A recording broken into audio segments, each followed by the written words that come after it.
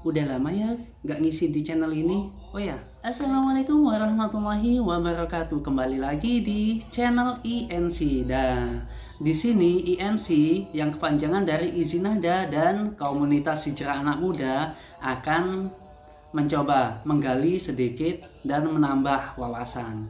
Nah, pada kesempatan kali ini kita akan mencoba tentang bersuci. Kemudian Kopiah Mas. oh iya, kopiah ya. Gak jadilah.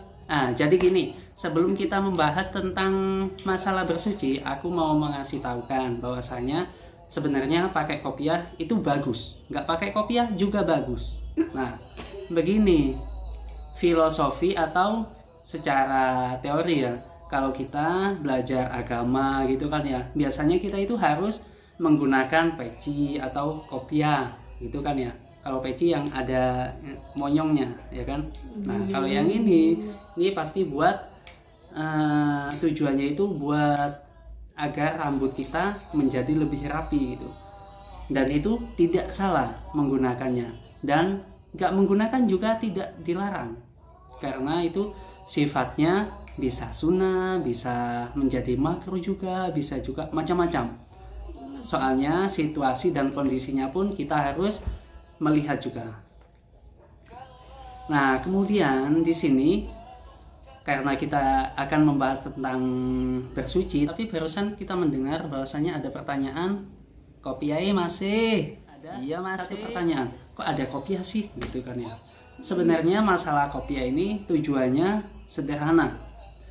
Nah, dan insya Allah juga kalian akan melihat kadang saya pakai kopiah, pakai surban atau pakai apapun. Nah, kemudian juga ada juga pakaiannya juga warna-warni kayak jemuran gitu kan ya. Dan semuanya itu sebenarnya nggak masalah, karena pada dasarnya saat kita dijadikan acuan, berarti di situ tempat teorinya tidak akan tertuju dengan modelnya seperti itu, harus seperti itu. Nah, soalnya saat kita mengenal sejarah kebudayaan Islam ya, misalnya dari Rasulullah jika menggunakan tiap waktu sholat menggunakan kopiah saja gitu kan ya, suatu waktu menjadi suatu hukum. Nah, saat menjadi hukum, nah di situ kita akan kewalahan. Bagaimana orang yang baru masuk Islam misalnya mau menggunakan atau melaksanakan sholat gitu kan ya, kalau nggak pakai kopiah berarti batal dong. Nah, itu jadi rancu. Kemudian apalagi kita mendengar bahwasanya Rasulullah menyukai warna yang putih gitu kan ya pakaiannya. Nah, kemudian tapi kenapa Rasulullah kadang memakainya itu bukan hanya putih, kadang warna hitam, kemudian warna yang lainnya yang cerah juga pernah juga, apalagi yang warna-warna kayak yang sekarang itu Mejiku Hibiniu itu dipakai semua. Nah, itu tujuannya agar kita itu tidak sekedar mengenal Islam itu harus terpatok dengan aturan-aturan yang banyak. Padahal di Islam sendiri kita mengenal ya bahwasanya banyak motivasinya. Jika kita ingin ceria gunakan warna pink kayak gitu kan ya.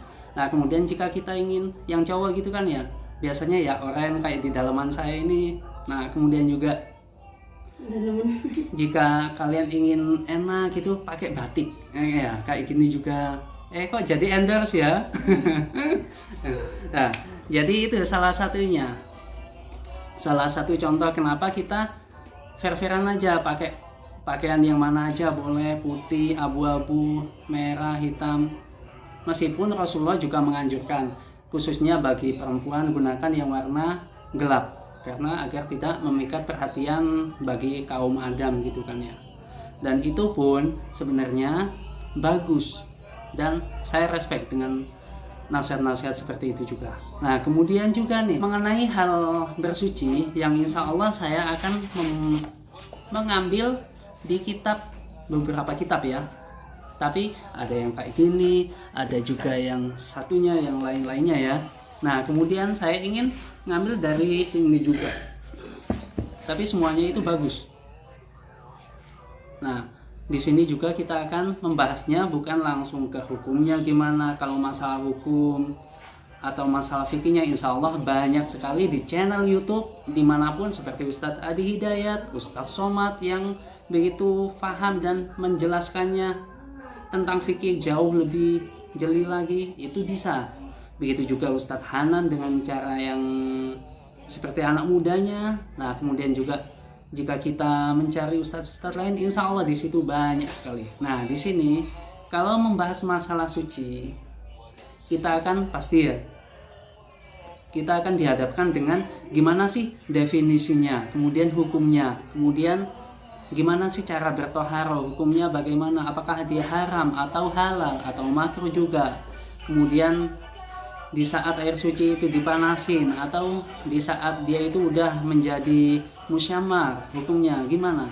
Nah sebenarnya masalah bab air yang menjadi suci ini yang paling mudah itu sebenarnya cukup kita gunakan handphone gitu kan ya. Jika handphone kita ini kita pakai kemudian dia merasa kotor, berarti kemungkinan besar dia itu pasti, anggap aja udah kotor lah, pasti di situ dilihat di sekelilingnya kotornya karena apa. Kalau karena hujan berarti anggap aja suci.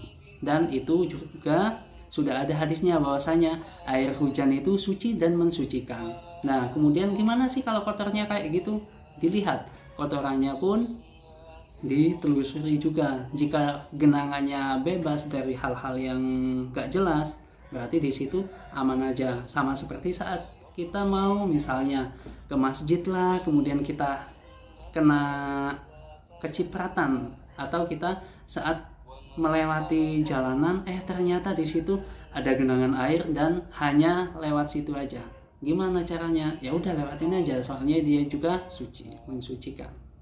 Nah dan mengenai air suci ini insya Allah kita akan membahas lebih dalam lagi. Nah kemudian di step selanjutnya kita akan berjumpa di video selanjutnya ya, insya Allah tentang menyamak kulit. Terima kasih sudah menonton sampai habis. Jangan lupa bagi kalian yang ingin diangkat materinya bisa langsung ditulis ya di kolom komentar. Bagi yang kalian nyasar di sini kemudian ingin nimbrung, kemudian gabungan di komunitas hijrah anak muda juga, boleh juga, silakan komen ya.